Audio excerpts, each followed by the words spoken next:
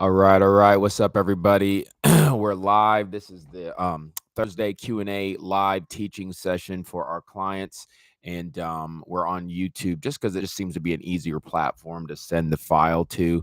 That way, you don't have to have a Facebook account. For some of our clients, don't have that, and for good reason. I understand concerns people have. So we sent out the link via email, and we post it in the Common Factor Club. So we should have access to it, and you can watch this video on your cell phone, on your tablet, on your computer. Just to give a little extra insight and teaching to follow up after a couple days. Okay, so let's go ahead and get into it. If you're with me, feel free to say hello in the comments. You don't have to, but feel free to. I'm going to start off this topic by covering a subject that is very, in my opinion, it's a very important one to hit and make sure your student, your young learner has a taste of this, because I frankly just see it so much with standardized tests. And I'm thinking like beyond just the course this year. I'm thinking about when you have to take your ACT test, college entrance test, or your SAT, or maybe even just some sort of like, I don't know, math placing type exams that they'll have you do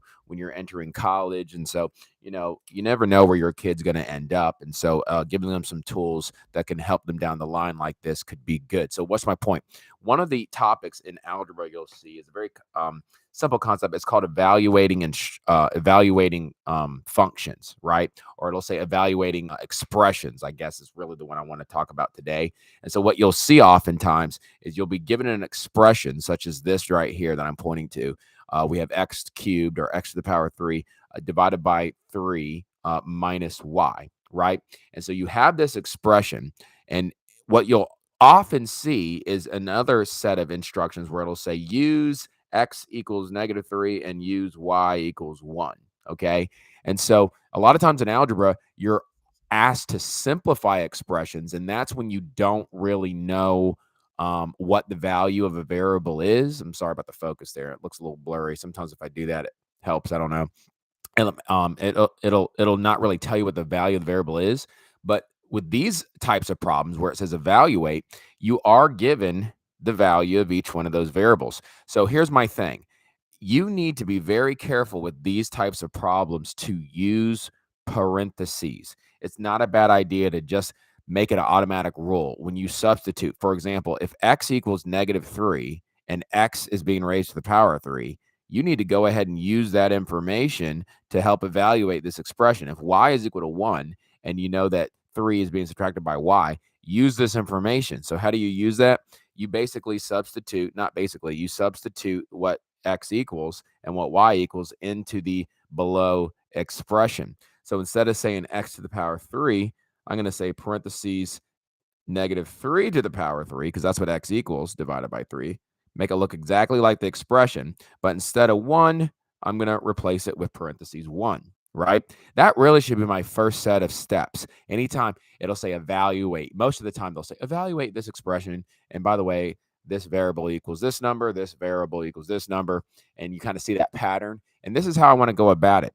Then the next thing that I highly encourage kids to get used to, if you're not that good with it, is make sure you're following what's called the order of operations. The order of operations. Most kids, by the time they hit 8th or ninth grade, they're somewhat familiar with this. They've heard it before. You may have heard your teacher say, please excuse my dear Aunt Sally, right?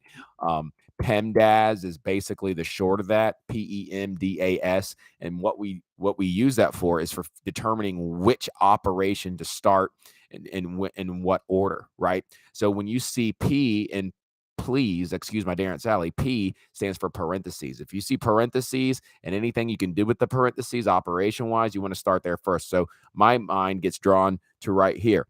The E stands for exponents. So when you see parentheses and then exponents, bam, that's kind of that goes ahead and tells you where we want to get started.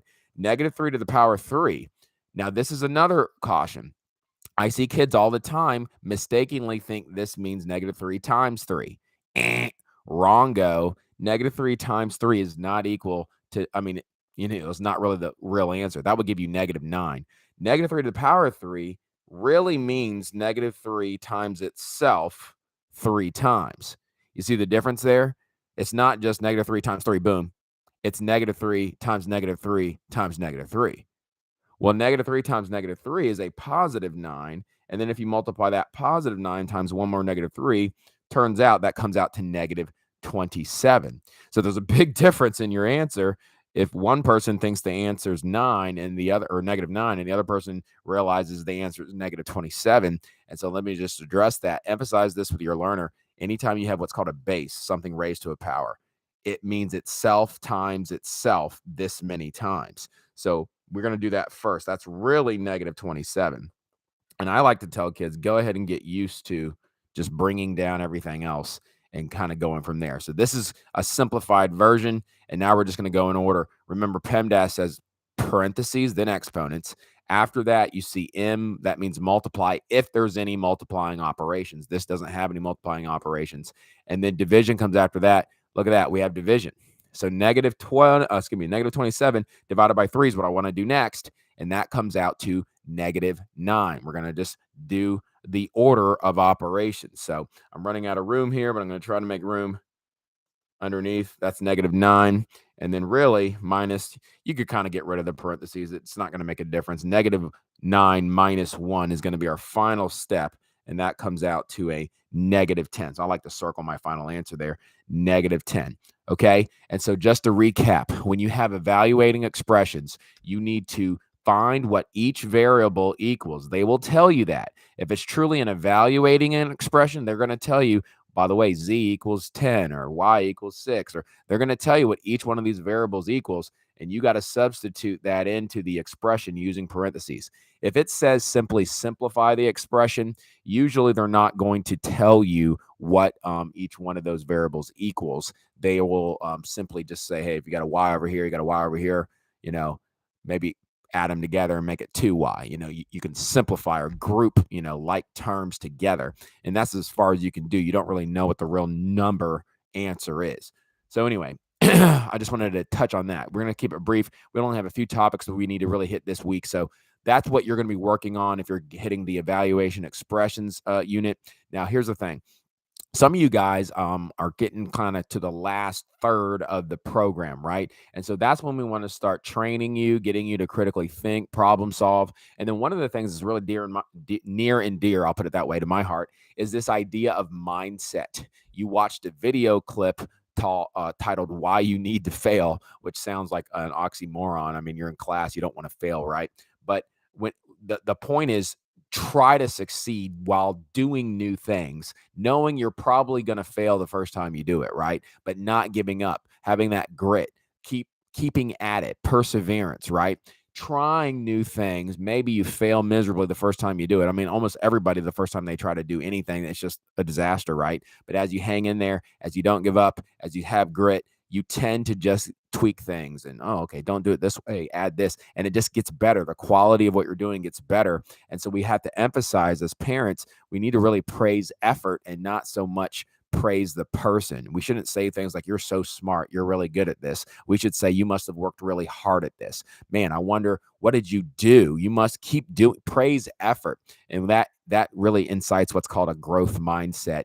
And it helps people not be scared to try new things and takes the shame away of failure when you realize that everything is really seen as an experiment at the end of the day. Try this, see if it works. The scientific method is making a bunch of mistakes and then finally figuring out what worked and what didn't. And then that's kind of the goal there. So we talked about mindset in connection with life, but also in mathematics, how we can just try to do the math, make a mistake, look at the mistakes.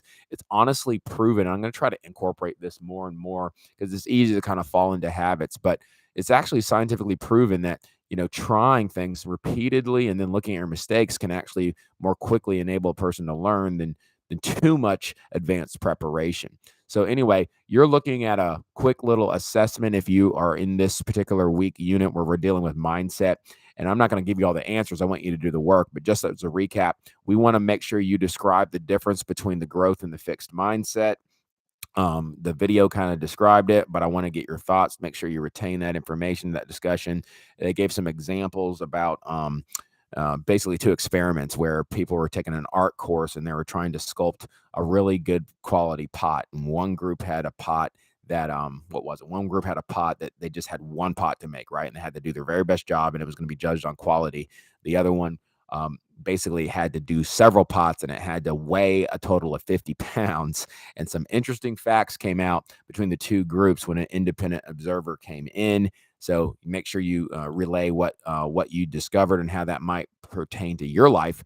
A few other questions had to do with, being praised versus being praised for just your ability to be intelligent, and the differences that came out there. And make sure you remember the 3 reasons why you need to fail. It sounds weird, but it doesn't mean you try to fail. It means you're trying to succeed doing new things, knowing you will fail for a period of time until you get success.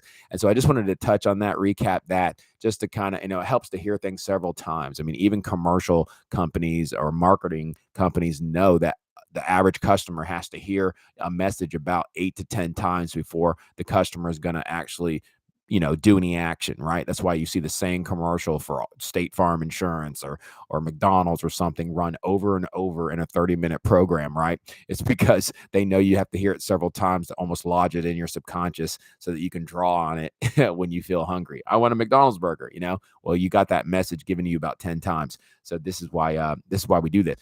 Okay, so moving on, I also want to touch on my financial Money Made Simple financial 8-week course.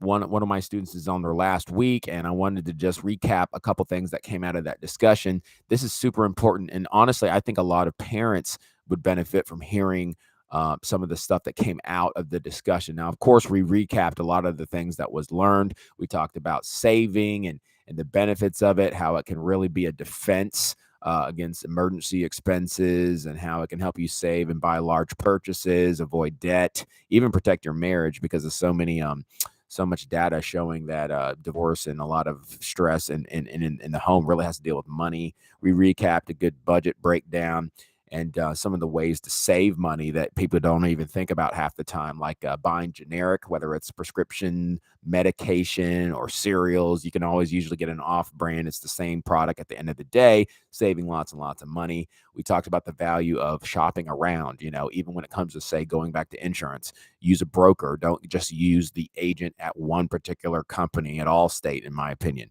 right? Because they're only going to give you products for that one company, and that's going to limit getting maybe better insurance at a lower price. A broker can shop around all different companies, and so you'll be better off that way.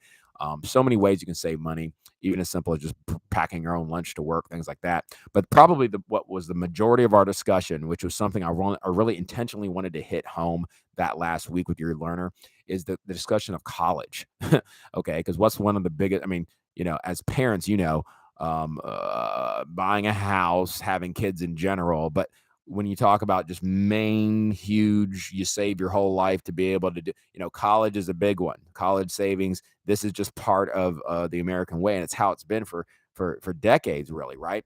But some of the statistics are really alarming. It's 2021. It's not the way it was necessarily for you. And I'm just saying, a college degree doesn't necessarily guarantee you success. It doesn't necessarily fit for everyone. And to be honest with you, I would say not only is the economy experiencing inflation, but we probably have college inflation right now. There's way too many people who are going to college that really shouldn't go in the first place, and they're getting pushed there by people instead of really looking at the kid, their strengths and weaknesses, seeing how they're designed, and really encouraging them to go that way.